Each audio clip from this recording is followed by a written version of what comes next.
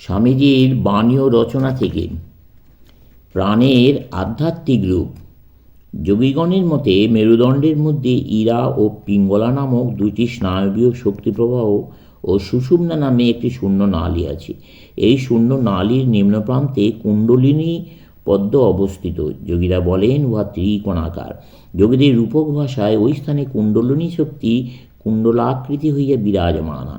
যখন এই কুণ্ডলিনী জাগরিত হন তখন তিনি এই শূন্য নালীর মধ্য দিয়া পথ করিয়া উঠিবার চেষ্টা করেন এবং যতই তিনি এক এক সোপান উপরে উঠিতে থাকেন ততই মনের যেন স্তরের পর স্তর খুলিয়া যাইতে থাকে, আর সেই যোগীর নানারূপ অলৌকিক দৃশ্য দর্শন ও অদ্ভুত শক্তি লাভ হইতে থাকে। যখন সেই কুণ্ডলিনী মস্তিষ্কে উপনীত হন তখন যোগী সম্পূর্ণরূপে শরীর ও মন হইতে পৃথক হইয়া যান এবং তাঁর আত্মা স্বীয় মুক্তভাব উপলব্ধি করে। আমরা জানি সুষুম্নাকাণ্ড এক বিশেষ প্রকারে গঠিত। 4 এই অক্ষরটিকে যদি লম্বালম্বিভাবে 0 লওয়া যায় তাহলে দেখা যাইবে যে উহার দুটি অংশ রইয়াছে এবং ওই দুইটি মধ্যদেশে সংযুক্ত। এইরূপ অক্ষর একটির ওপর আরেকটি সাজাইলে যেরূপ দেখায়, সুষুম্নাকাণ্ড কতকটা সেই রূপ। উহার বাম ভাগ ইরা, দক্ষিণ ভাগ পিঙ্গলা, এবং যে শূন্য নালীর সুষুম্নাকাণ্ডের ঠিক মধ্যস্থল দিয়া গিয়াছে তাহাই সুষুম্না। কোটিদেশের নিকট মেরুদণ্ডের কতকগুলি অস্থির পরেই সুষুম্নাকাণ্ড শেষ হইয়াছে, কিন্তু তা হইলেও একটি অতি সূক্ষ্ম তন্তু বরাবর নিম্নে নামিয়া আসিয়াছে। সুষুম্না নালী ওই তন্তুর মধ্যেও অবস্থিত, তবে অতি সূক্ষ্ম হইয়াছে মাত্র। নিম্নদিকে ওই নালীর মুখ বন্ধ থাকে। উহার নিকটই কোটিদেশস্থ স্নায়ুজাল অবস্থিত। আধুনিক শরীর বিজ্ঞানের মতে উহা ত্রিকোণাকৃতি। বিভিন্ন স্নায়ুজালের কেন্দ্র সুষুম্নার মধ্যে অবস্থিত। ওইগুলি যোগীগণের ভিন্ন ভিন্ন পদ্মরূপে গ্রহণ করা যাইতে পারে। যোগী কল্পনা করেন সর্বনিম্ন মূলাধার হইতে আরম্ভ করিয়া মস্তিষ্কে সহস্রার বা সহস্রদল পদ্ম পর্যন্ত কতগুলি কেন্দ্র আছে।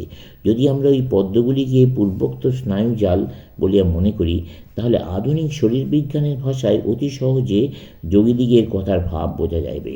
আমরা জানি আমাদের স্নায়ুর মধ্যে 2 প্রকার প্রবাহ আছে। তাদের একটিকে অন্তর্মুখ ও অপরটিকে বহির্মুখ, একটিকে সংবেদাত্মক ও অপরটিকে চেষ্টাত্মক, একটিকে কেন্দ্রাভিক এবং অপরটিকে কেন্দ্রাতিক বলা যাইতে পারে। উহাদের মধ্যে একটি মস্তিষ্কের অভিমুখে সংবাদ বহন করে, অপরটি মস্তিষ্ক হইতে বাহিরে সমুদয় অঙ্গে সংবাদ লইয়া যায়। ওই স্পন্দন প্রবাহগুলি শেষ পর্যন্ত মস্তিষ্কের সহিত সংযুক্ত। পরবর্তী ব্যাখ্যা সুগম ও স্পষ্ট করিবার জন্য আমাদের অন্যান্য কয়েকটি বিষয় স্মরণ রাখিতে হইবে। সুষুম্নাকাণ্ড মস্তিষ্ক মজ্জায় একটি কন্দে শেষ হইয়াছে, কিন্তু উহা মস্তিষ্কের সহিত যুক্ত নয়।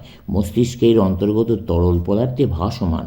মাথায় যদি কোনো আঘাত লাগে তবে আঘাতের শক্তি ওই তরল পদার্থেই ব্যয়িত হইয়া যায়, কন্দ আহত হয় না। ইহা মনে রাখা বিশেষ প্রয়োজন। দ্বিতীয়ত, আরও জানিতে হইবে সমুদয় চক্রের মধ্যে সর্বনিম্নস্থ মূলাধার, মস্তকস্থ সহস্রদল পদ্ম ও নাভিদেশে অবস্থিত মণিপুর চক্র, এই তিনটির কথা মনে রাখা বিশেষ আবশ্যক। এইবার পদার্থবিজ্ঞানের একটি তত্ত্ব আমাদেরকে বুঝিতে হইবে। আমরা সকলেই তড়িৎ ও তৎসম্পর্কে অন্যান্য বহুবিধ শক্তির কথা শুনিয়াছি। তড়িৎ কি তা কেহই জানে না, তবে আমরা এই পর্যন্ত জানি যে তড়িৎ এক প্রকার গতিবিশেষ। জগতে অন্যান্য নানাবিধ গতি আছে। তড়িতের সহিত উহাদের প্রভেদ কি? মনে করো একটি টেবিল নড়িতেছে। যে পরমাণুগুলি দ্বারা উহা গঠিত সেগুলি বিভিন্ন দিকে আন্দোলিত হইতেছে। যদি উহাদিওকে অনবরত একদিকে সঞ্চালিত করা যায় তাহলে তাহা তড়িৎ শক্তির দ্বারাই সম্ভব হইবে। তড়িৎ প্রবাহী কোনো পদার্থের পরমাণুগুলিকে একদিকে গতিশীল করে। এই গৃহে যে বায়ুরাশি রইয়াছে তাহার সব পরমাণুগুলিকে যদি ক্রমাগত একদিকে সঞ্চালিত করা যায় তাহলে ঘরটি এক বিরাট বিদ্যুৎ আধার যন্ত্রে পরিণত হইবে। শরীরবিজ্ঞানের একটি তত্ত্ব আমাদেরকে স্মরণ রাখিতে হইবে। তত্ত্বটি এই যে স্নায়ুকেন্দ্র শ্বাস প্রশ্বাস যন্ত্রগুলি নিয়মিত করে। স্নায়ু প্রবাহগুলির ওপরও তার একটু প্রভাব আছে। ওই কেন্দ্র বক্ষদেশের ঠিক বিপরীত দিকে মেরুদণ্ডে অবস্থিত। উহা শ্বাস প্রশ্বাস নিয়মিত করে এবং অন্যান্য যে সকল স্নায়ুচক্র আছে তাহাদের উপরেও কিঞ্চিৎ প্রভাব বিস্তার করে। এবার আমরা প্রাণায়াম ক্রিয়া সাধনের কারণ বুঝিতে পারিব। প্রথমত, নিয়মিত শ্বাস প্রশ্বাসের দ্বারা শরীরের সমুদয় পরমাণুই একদিকে গতিসম্পন্ন হইবার প্রবণতা লাভ করিবে।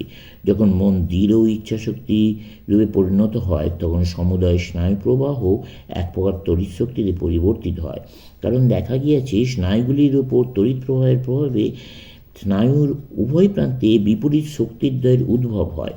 ইহাতেই প্রমাণিত হয় যে যখন ইচ্ছাশক্তি স্নায়ু প্রবাহ রূপে পরিণত হয় তখন উহা তড়িতের মতো কোনো শক্তিতে পরিবর্তিত হয়। যখন শরীরের সমুদয় গতি সম্পূর্ণ সমতালে চালিত হয় তখন শরীরের যেন ইচ্ছাশক্তির এক প্রবল বিদ্যুৎ আধার স্বরূপ হইয়া পড়ে। এই প্রবল ইচ্ছাশক্তি লাভ করাই যোগীর উদ্দেশ্য। প্রাণায়াম ক্রিয়াটি এইরূপে শরীর বিজ্ঞানের সাহায্যে ব্যাখ্যা করা যাইতে পারে। উহা শরীরের মধ্যে ছন্দের মতো এক প্রকার গতি উৎপাদন করে ও শ্বাস প্রশ্বাস কেন্দ্রের উপর আধিপত্য বিস্তার করিয়া শরীরস্থ অন্যান্য কেন্দ্রগুলিকে বশে আনিতে সাহায্য করে। এ স্থলে প্রাণায়ামের লক্ষ্য মূলাধারে কুণ্ডলাকারে অবস্থিত কুণ্ডলিনী শক্তির উদ্বোধন করা। আমরা যাহা কিছু দেখি এবং কল্পনা করি অথবা যখন স্বপ্ন দেখি সবই আকাশে অনুভব করিতে হয়। এই পরিদৃশ্যমান আকাশ যা সাধারণত দেখা যায় তাহার নাম মহাকাশ। যোগী যখন অপরের মনোভাব প্রত্যক্ষ করেন বা অতীন্দ্রিয় বস্তুসমূহ অনুভব করেন তখন তিনি ওইগুলি আরেক প্রকার আকাশে দেখেন, আকাশে চিত্তাকাশে বা মানস আকাশে দেখিতে পান। আর যখন আমাদের অনুভূতি বিষয়শূন্য হয়, যখন আত্মা নিজ স্বরূপে প্রকাশিত হন তখন উহার নাম চিদাকাশ বা জ্ঞানের আকাশ। যখন কুণ্ডলিনী শক্তি জাগরিত হইয়া সুষুম্না নাড়িতে প্রবেশ করেন তখন যে সকল বিষয় অনুভূত হয় সেগুলি চিত্তাকাশেই হইয়া থাকে। ওই নালীর শেষ সীমা মস্তিষ্কে উপনীত হইলে চিদ আকাশে এক বিষয়শূন্য জ্ঞান অনুভূত হইয়া থাকে।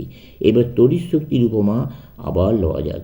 আমরা দেখিতে পাই যে মানুষ কেবল তার যোগে কোনো তড়িৎ প্রবাহ এক স্থান হইতে অপর স্থানে প্রেরণ করিতে পারে, কিন্তু প্রকৃতি তার নিজের প্রচণ্ড শক্তি প্রবাহ প্রেরণ করিতে কোনো তারের সাহায্য গ্রহণ করে না। ইহা দ্বারা প্রমাণিত হয় প্রবাহ চালাইবার জন্য তারের বাস্তবিক কোনো আবশ্যকতা নাই, তবে আমরা উহা ছাড়া কাজ করিতে পারি না বলিয়াই আমাদের তার প্রয়োজন। ক্রমশ